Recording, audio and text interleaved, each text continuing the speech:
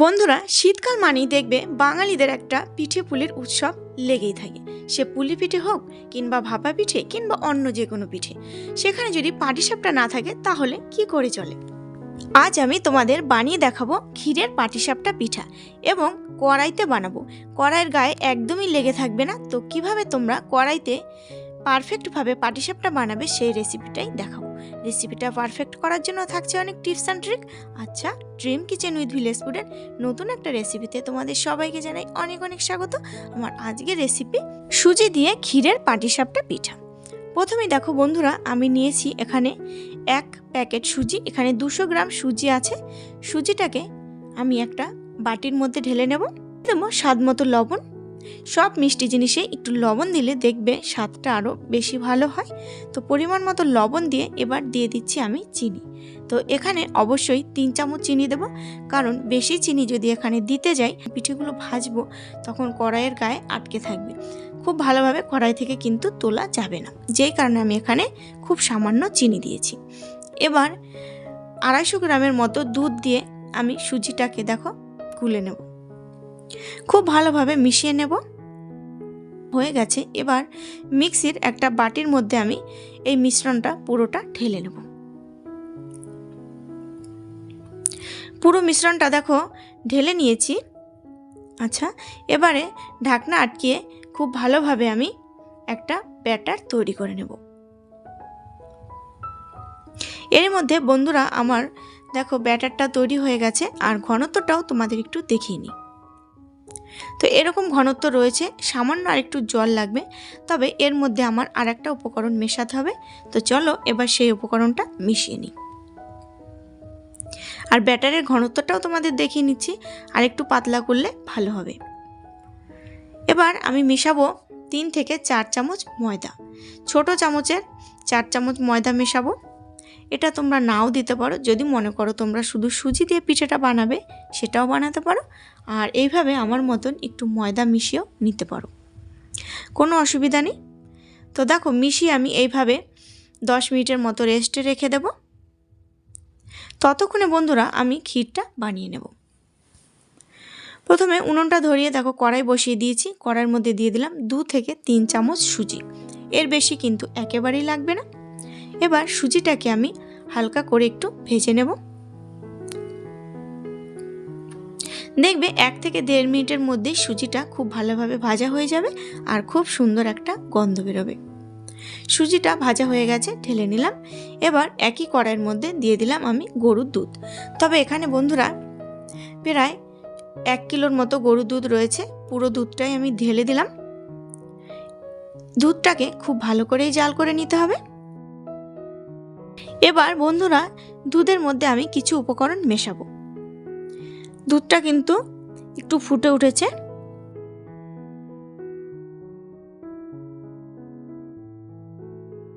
এবার দেখো আমি দুধের মধ্যে সুজিটা মিশিয়ে দেব।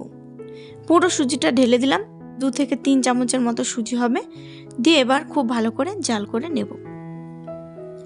এবার বন্ধুরা দিয়ে দেবো আমি কিছুটা নারকেল কোড়া। এটা তোমরা নাও দিতে পারো কিংবা দিতেও পারো। দিলে দেখবে পিঠার ক্ষীরের স্বাদটা কিন্তু খুব ভালো হবে, যার জন্য আমি একটু নারকেল কোড়া দিয়েছি। এবার বন্ধুরা দিয়ে দেবো গুড়। এটা কিন্তু খেজুর গুড়। তো তোমরা গুড়ের বাতাসাটাও দিতে পারো কিংবা চিনি দিয়েও করতে পারো, না হলে গুড় দিয়েও করতে পারো, সেটা তোমাদের নিজেদের ইচ্ছে মতন। তো গুড়টা দেওয়ার পরে এবার সমস্ত উপকরণ খুব ভালোভাবে মিশিয়ে নেব। একদম শুকনো শুকনো করে নেব।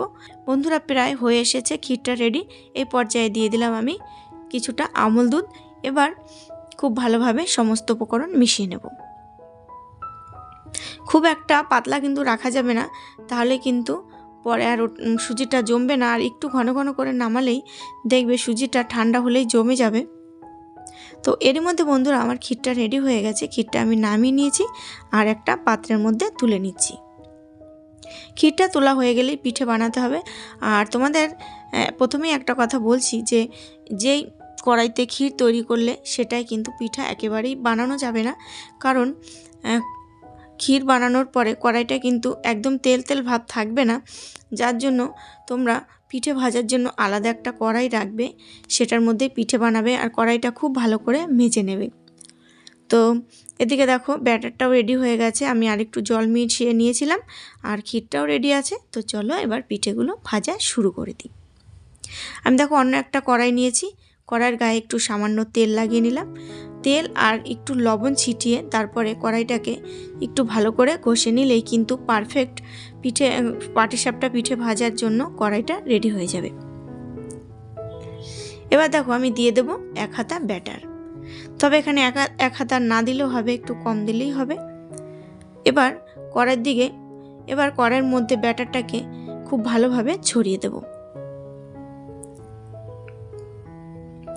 এবার ঢাকনা চাপা দিয়ে রাখবো 10 থেকে 15 সেকেন্ডের মতন, তাহলেই হয়ে যাবে। ঢাকনাটা তুলে নিয়েছি আর পিঠেটাও খুব ভালোভাবে সেদ্ধ হয়ে গেছে। এবার পিঠের উপর দিয়ে দিলাম ক্ষীর।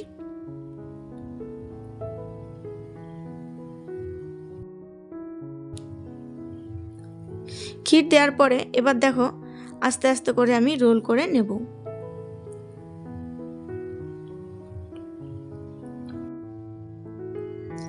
এবার পিঠেটা তুলে নেব। আর দেখো বন্ধুরা কত সুন্দরভাবে পিঠেটা কড়াইয়ের গা থেকে ছেড়ে আসছে। তো এইভাবে তোমরা সুজি দিয়ে পিঠে বানাবে, পাটিসাপটা পিঠে, দেখবে ননস্টিকের কড়াই দরকার নেই, এরকম কড়াইতেই তোমরা খুব সুন্দর পিঠে বানাতে পারবে। অনেকের বাড়ি হয়তো ননস্টিকের কড়াই থাকে না, তারা কিন্তু এই কড়াইতে এইভাবে পিঠে তৈরি করে নিতে পারে। একইভাবে বন্ধুরা সমস্ত পিঠে ভেজে নেব।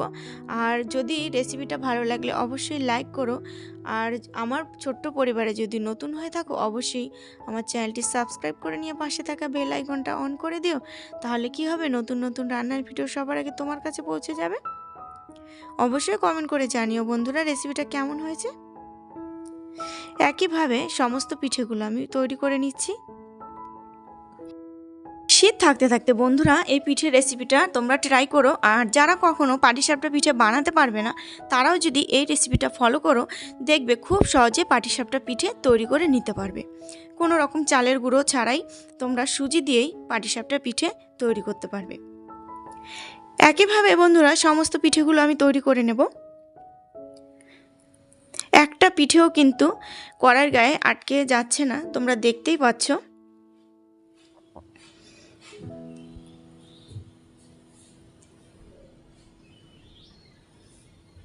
আরও একটা পিঠে আমি তোমাদের ভেজে দেখিয়ে দিচ্ছি।